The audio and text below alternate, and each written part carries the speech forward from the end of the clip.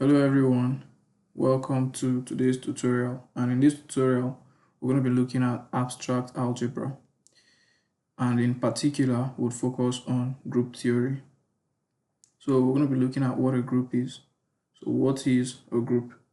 A group is a set of objects with a rule for combining them. The mathematical definition of a group is as follows. Formal mathematical definition. So a group is a set G, and it has a binary operation. So a group is a set G, it has a binary operation, sometimes denoted by star or dot. And it satisfies the following four properties. Those properties are: 1. Closure. This means that for all elements A and B in the set G,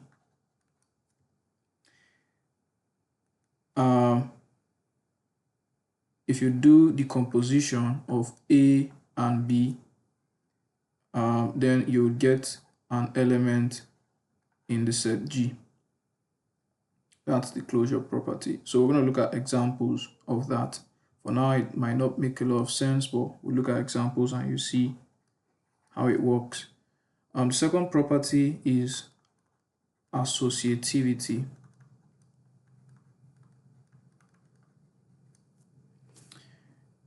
This property says that for all elements A, B, and C in the set G, the following relation holds. So if I do A composed with B composed with C, this is the same as doing A composed with B composed with C. The third property is the identity. The identity property. So I'm running out of space, so I'll just have to get rid of everything I've written at the top. So the identity element. So there exists an identity element in the set G such that for all A in the elements, A in the set G,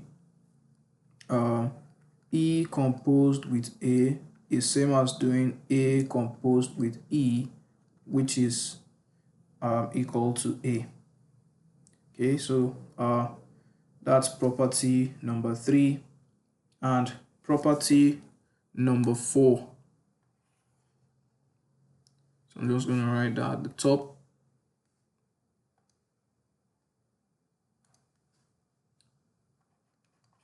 Property number 4 is the inverse element.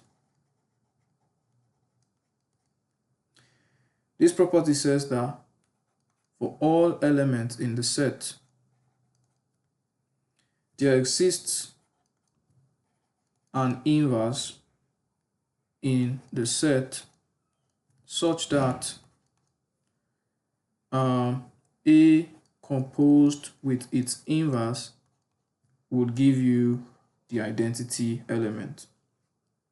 And this is also equal to A composed with A. Notice that given two elements A and B, the composition of A and B is not equal to the composition of B and A. So it is not commutative, right? It is not commutative.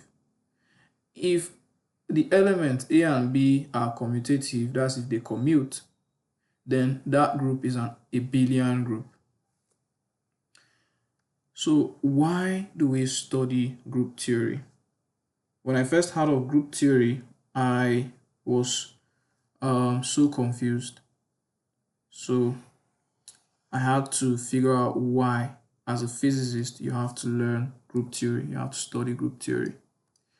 And the reason why you have to study group theory is because of symmetry, conservation laws,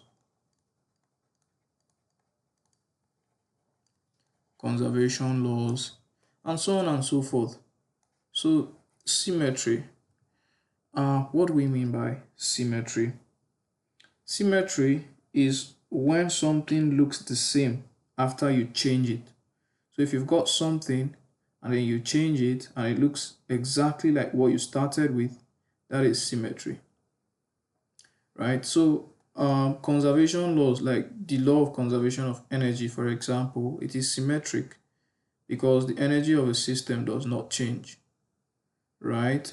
So in a system, you start with some energy, you do some operation, and then you end up with that energy that you started with. So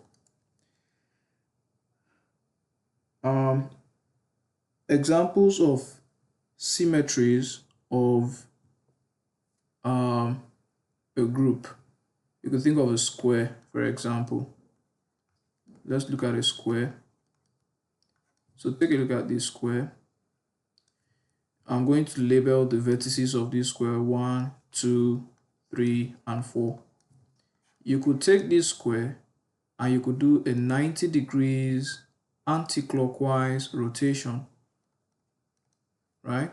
So if you do a 90 degrees anti-clockwise rotation of this square, it's going to look exactly like what you started with, except that these numbers would change. So this 2 would go there. You would have 2 there. The 1 would come down. You have 1 there. The 4 would move to that position. You have 4 there. And then the 3 would move upwards. So you have 3 there, like that. So these numbers have changed positions. This square has been rotated 90 degrees anti-clockwise, right? So you would say that this square is symmetric on a 90 degrees anti-clockwise rotation. And the reason why we study these symmetries is that in physics, we deal with a lot of symmetric molecules. For example, take a look at this molecule here. It's the ammonia molecule. Sorry, the sulfur trioxide molecule, not ammonia, I'm sorry. You can see this molecule, it looks symmetric. You can see the atoms there. If you rotate them, if you do a 120 degrees rotation of these molecules, they would look exactly like what you started with. And this is why you do group theory, basically. So if you do an SO3 rotation, and what is an SO3 rotation or an SO3 group? An SO3 group is a group of 3D rotations. So if you rotate stuff along the X, Y, and Z axis, that's the SO3 group, right? So this is why we study group theory. In the next video, we're going to look at the symmetries of a triangle. Thank you very much for watching, and I'll see you in the next one. Bye.